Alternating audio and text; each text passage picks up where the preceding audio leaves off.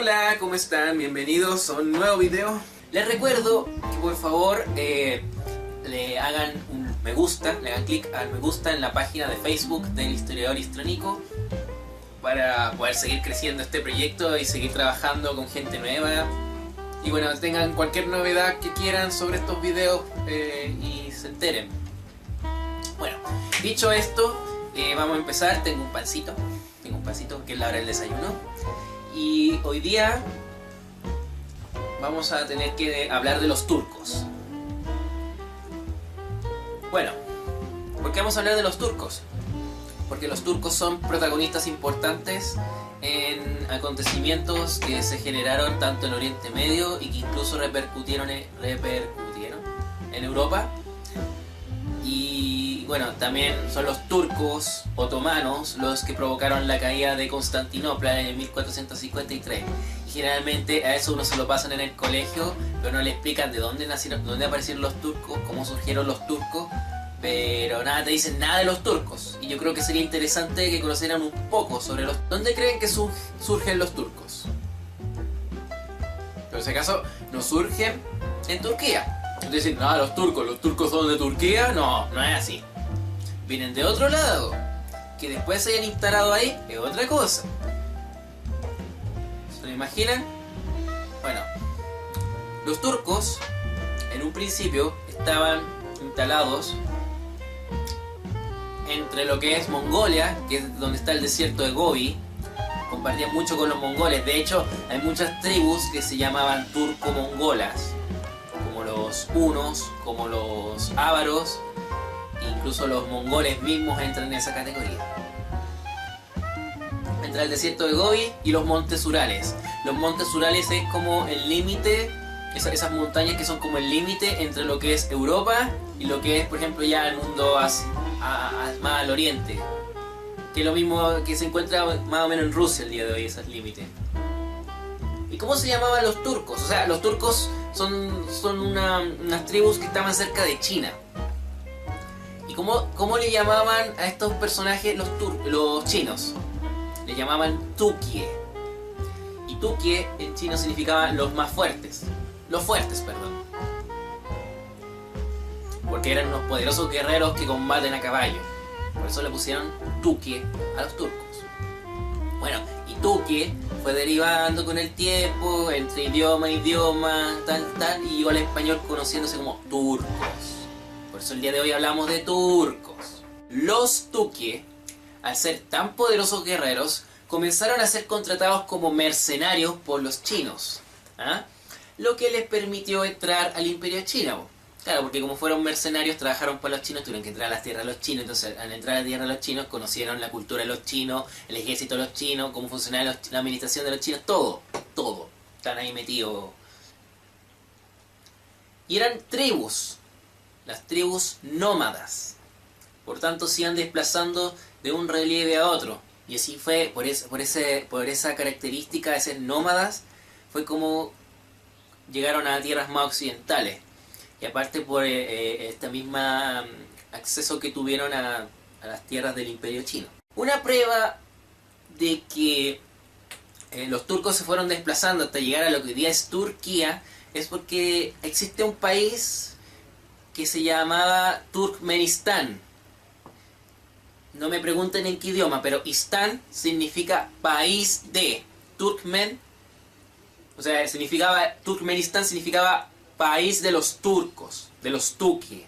Y como se desplazaron hacia el suroccidente, lograron llegar a Oriente Medio, donde se encontraban los musulmanes predominando en esa zona. De hecho, los musulmanes también hacen lo mismo que los chinos, los contratan como mercenarios. Y por lo tanto, así es como los turcos, o Tukie, se introducen en la cultura, en los conocimientos de los musulmanes. Y los musulmanes habían adaptado los conocimientos de la cultura greco-romana, que estaban en las provincias de Siria, en Palestina, que antes eran provincias del Imperio Romano. Por ende, otro traspaso más de esa cultura greco-romana clásica, antigua. Pero en la llegada de los Tukie a las tierras de los musulmanes, Primero se da por tribus como los oghúes, luego por su llegada al imperio de los gaznávidas en Afganistán, y después por los contactos comerciales con el imperio de los samálidas, instalados en Persia. ¿Se acuerdan de Persia? ¿Se acuerdan de Mesopotamia? Bueno, Mesopotamia, ahí lo mencionamos en este video. En mi celular, por si acaso. Está Mesopotamia. En el video lo van a ver. Hace mucho tiempo que hablamos de eso. Así fue como se pavimentaron el camino y también se acogieron un poco esta cultura del Islam, que era muy fuerte en Persia y obviamente también en la tierra de los musulmanes. Al toparse con los musulmanes, los tuque logran edificar un imperio. Y ese imperio es encabezado por los turcos de Seljuk. Seljuk era un tipo. ¿Y cómo se llamó ese imperio? El imperio de los turcos selyúcidas. Creo que antes lo había mencionado por ahí cuando hablamos del imperio bizantino, cuando hablamos de los musulmanes, cuando hablamos de los mongoles, así que yo creo que eso lo he dicho hasta el cansancio. Y el momento clave de lo descrito se produce cuando los tuki de Seljuk comienzan a sentarse por primera vez en lo que actualmente se conoce como Turquía. Y aquí viene esa cuestión que dicen, ¿y cuándo fue que los turcos llegaron a lo que hoy día es Turquía? Pues mira, el año 1071, bueno, con todos los avances, llegan a este lugar, que está como al otro lado del Bósforo, y donde está el lago Balki, hay un poblado que se llama Mansikiert. Los turcos selyúcidas llegan ahí y se agarran con los bizantinos y derrotan a los bizantinos. Esa es la famosa batalla de Mansikiert del año 1071. ¿Eso qué logra? ¿Qué logra? Que los turcos selyúcidas puedan instalarse en ese sector, y así es como por primera vez hay turcos en Turquía. La batalla de Mansikiert no se perdió porque los soldados o jefes lucharan mal, sino porque la traición habitaba entre ellos. El engaño desbarató la cadena de mando del ejército mientras las facciones se disputaban el control del trono en Constantinopla, traicionando al ejército que estaba en el frente. Bizancio, mucho más debilitada, se vio obligada a pedir ayuda al resto de la cristiandad occidental, lo que fue el origen de las cruzadas. El imperio bizantino sobrevivió otros 4 siglos, pero solo como una sombra de su gloria anterior. Y claro, el ataque de estos turcos selyúcidas que estaban aquí, que en parte habían desplazado a los musulmanes, pero los musulmanes seguían molestando y dando vueltas por ahí, sobre todo en el sepulcro de Cristo, fue lo que motivó que el año 1095 se generara la primera Guerra Santa, o Cruzada. Voy a rectificar una cosa que había dicho en el video que estábamos hablando de las cruzadas, y tiene que ver con que los turcos, yo había dicho que los turcos comenzaron a desplazar a los musulmanes, pero esto fue anterior a la Guerra Santa, y no se dio con ellas, se dio antes, un poco antes. De hecho, ello fue lo que generó la Guerra Santa. Eso es algo que quiero rectificar en el video que hice de la Guerra Santa hace un tiempo atrás. Y nunca dejaron de existir los musulmanes en Jerusalén, en Siria, en Palestina. Ellos se desgastaron por su dilatación, porque se expandieron por todo lo que era el norte de África y después llegaron a la península ibérica y trataron de llegar a la tierra de los francos, pero fueron diezmados en Poitiers el año 731, ya no me acuerdo, parece que 731, no me acuerdo bien del año, pero en Poitiers por Carlos Martel, el abuelo de Carlomagno. El problema es que los turcos eran nómadas, y al ser nómadas hizo que esa condición de imperio que habían armado se desarmara rápidamente, que fue algo que parecido ocurrió con los mongoles. Después de este ataque de los turcos selyúcidas y de todos los que habían ahí, aparecen los mongoles. Y con la aparición de los mongoles, bueno, se destruye todo este frente entre turcos, bizantinos y musulmanes, se rompe. Primero por Gengis Khan, después por sus hijos, después por sus nietos, y atacan, más que nada, a un frente o a otro. Y eso hace también que ese es un motivo por el cual la Guerra Santa comienza a perder su valor, junto con la pérdida del peso que tenía la Iglesia Católica en Europa Occidental, que fue gracias al proceso de que se estaba consolidando la monarquía absoluta, se estaban consolidando las ciudades, la actividad comercial, que se estaba compartiendo un conocimiento aristotélico que cuestionaba las bases del pensamiento dogmático de la Iglesia Católica. Bueno, aparte de todo eso, en el siglo XIII los mongoles estaban a punto de derrotar a los turcos que estaban instalados en Turquía. Cuando eso estaba a punto de suceder, aparece Ertugrul, quien con sus hombres logra una victoria. Sí, esas victorias milagrosas, por ejemplo, no sé, como cuando recién apareció Juana de Arco y evitó que los ingleses se tomaran Orleans. Ya, una cosa así. Y la victoria salva a los supervivientes turcos de los mongoles. Justamente. En recompensa le dan un terreno, podría entenderse un señorío, que está cerca de las rutas comerciales al mar Mediterráneo, ya sea hacia Asia o hacia Europa. Hacia Asia, hacia Europa. ¿Ya? El hijo de Ertugrul se llamaba Osman. Lo organiza y lo prepara para atacar e invadir otros imperios. A Osman le decían Utman en turco. Y otomano viene de Utman o de Osmanli y significa de los descendientes de Osman. Por lo tanto, Imperio Otomano significa nada más ni nada menos que el imperio de los descendientes de Osman. Así como Imperio Turco Selyúcida es Imperio de los turcos de Selyú. No tienen nada raro los nombres que ponen. No tienen nada especial los nombres que les ponen a las cosas. Nada especial, no. No son cosas muy simples. Lo que pasa es que están en otro idioma y por eso nos confunden. Oh, la cuestión increíble de nombre. No. Si no me creen, por favor, vean alguna página de esas trivias locas que hacen algunos de estos fanáticos de Dragon Ball Z. Ponte tú y ponte a ver qué significa cada uno de los personajes. Es sorprendente que la mayoría son nombres de verduras o frutas. No les ponen nombres tan rebuscados a las cosas. En la historia no pasó, no pasa en series como esa y no pasa con casi ninguna cosa. Así que si ustedes están inventando nombres de algo, no se calienten tanto la cabeza, porque nunca nadie ha hecho eso en la historia de la humanidad. Mira, los otomanos aprenden del error mongol, aprenden del error de los turcos selyúcidas, y ellos son los primeros turcos que dejan de ser nómadas, se convierten en sedentarios, comienzan a practicar la agricultura, comienzan a asentarse de manera definitiva, lo cual permite que creen ciudades y que se desarrolle su civilización. Porque comprenden que para instaurar un imperio que dure con el tiempo, deben dejar de ser tribus, deben dejarse estar de un lado para otro, tienen que instalarse definitivamente en un lugar. Bueno, y todo eso llevó a que lo que vimos, por ejemplo, en el video de las civilizaciones, de las primeras civilizaciones, cuando se volvieron sedentarios, aparte de practicar la agricultura, se desarrollaron en ciudades, crearon su propia administración burocrática, que es lo que pasa, empieza como, y esa administración se va complejizando a medida que va creciendo el imperio, a medida que está siendo más amplio y las necesidades que cubren son mucho más grandes. ¿Ya?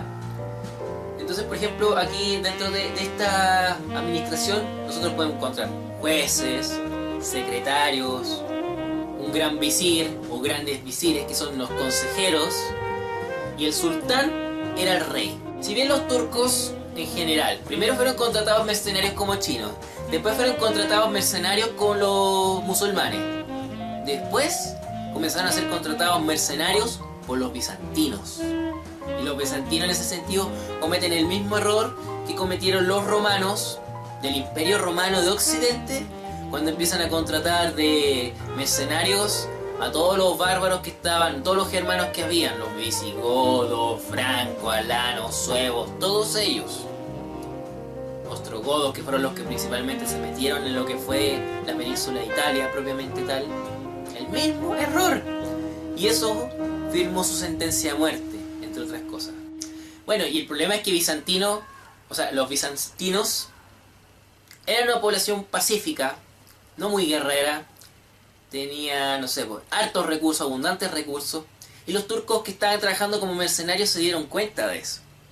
Y al darse cuenta, anotaron todas sus debilidades y después lo atacaron. Se dieron cuenta, estos son facilitos, los vamos a matar al tiro. Les toma a los turcos otomanos todo el siglo XIV y todo el siglo XV conquistar a los bizantinos por completo y provocar la caída de Constantinopla. Bueno, no, la primera mitad del siglo XV, porque la caída de Constantinopla fue el año 1453. O sea, por lo menos unos 150 años peleando. ¿Por qué toma tanto? Bueno, después, voy a ir más adelante. Más adelante les voy a explicar ese detalle, perdón. Los turcos, para formar su ejército, hicieron la práctica del Devshirme. ¿Qué significa esto? Que raptaban niños europeos de sus casas, que eran huérfanos, no era como que los para entrenarlos como soldados leales al imperio y al sultán. Para eso se requiere un lavado de cerebro bastante fuerte. Es así como estos niños raptados, entrenados, con todo ese lavado de cerebro, se convierten en los famosos yenízaros, que significa tropas nuevas. Yenízaros. No sé si ustedes han jugado Age of Empires 2 y sigo insistiendo en ese juego. En la civilización de los turcos, la unidad de élite de esa civilización son los yenízaros. Y ahí salen con unos arcabuces así disparando con armas de fuego. Bueno, no se tenían exactamente armas de fuego, pero ahí salen los yenízaros, propiamente tal. Bueno, este sería el primer ejército moderno creado en la historia. Porque si los soldados son de sus tribus, pueden ser propensos a rebelarse contra el sultán, porque siempre hay disidentes dentro de las mismas tierras del imperio. Entre los mismos turcos hay disidentes, hay gente que no cree en el sultán, gente que no cree en la causa del imperio. Entonces dicen, no, mejor ahorremos esos problemas y contratemos gente de afuera. Esa gente de afuera que no tiene ningún vínculo con los que vamos a matar ni nada por el estilo, y son más fáciles de someter.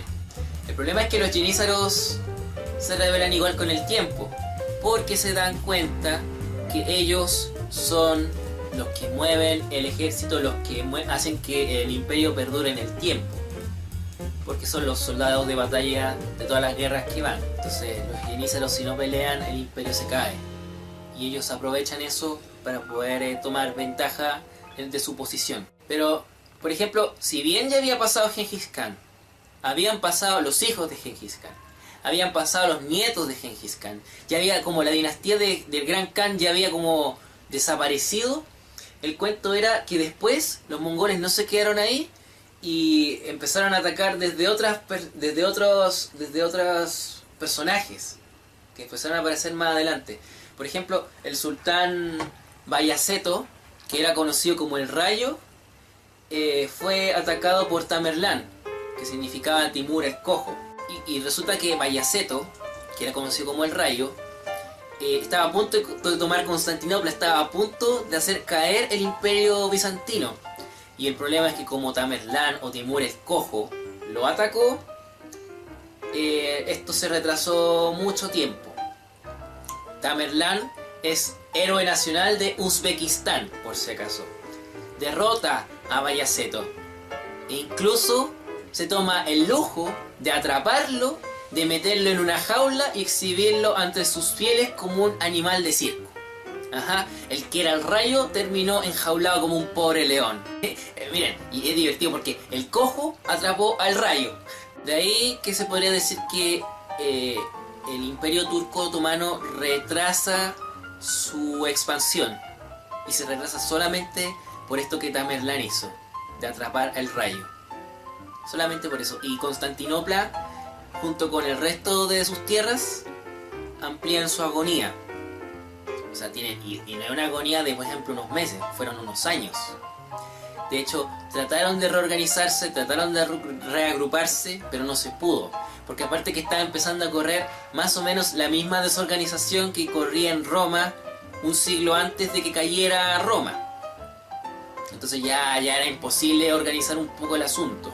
Era imposible que reagruparan fuerzas y hicieran un contraataque que por lo menos le diera el peso a los turcos. No, ya no se podía. Ya estaba tan hecho agua el imperio porque ya los turcos habían asediado mucho. De hecho, tienen que recordar que el año 1389 estábamos hablando de 50, más de casi 60 años. 60 años. Por casi 60 años, pongámosle. Los turcos se habían apoderado de Adrianópolis, que es la segunda ciudad más importante del Imperio Bizantino. Ya tenían parte de las tierras propiamente tal que están de Bizancio, que es donde estaba la antigua Grecia, Macedonia, por esos lados. Bueno, y Bayaceto, el Rayo, tenía un hijo. El hijo se llamaba Mehmed I, quien retoma las invasiones, por ende la expansión. El problema, Mehmed logra seguir con el cuento.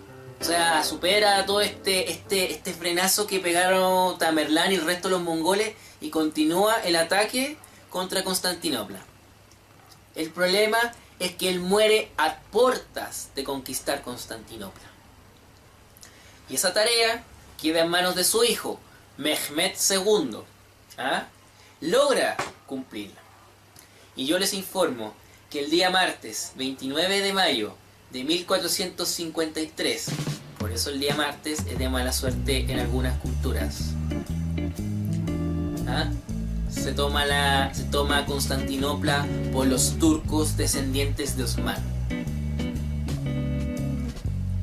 Bueno, y se dice que el símbolo de los turcos desde esa fecha es una luna creciente, una que sale hasta en la bandera turca, porque esa luna había cuando cae Constantinopla a las 5 de la mañana. A esa hora terminó el carrete ese día.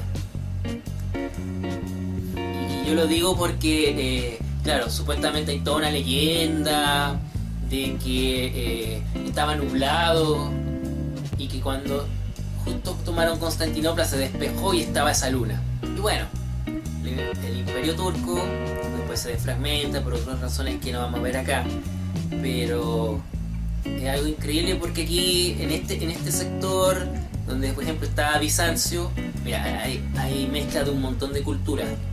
Estaban los griegos, tuvieron los romanos, tuvo la influencia de los musulmanes, la influencia de los mongoles y la influencia de los turcos. O sea, un montón de mezclas muy amplias y diversas. Y bueno, por eso es importante de repente los turcos.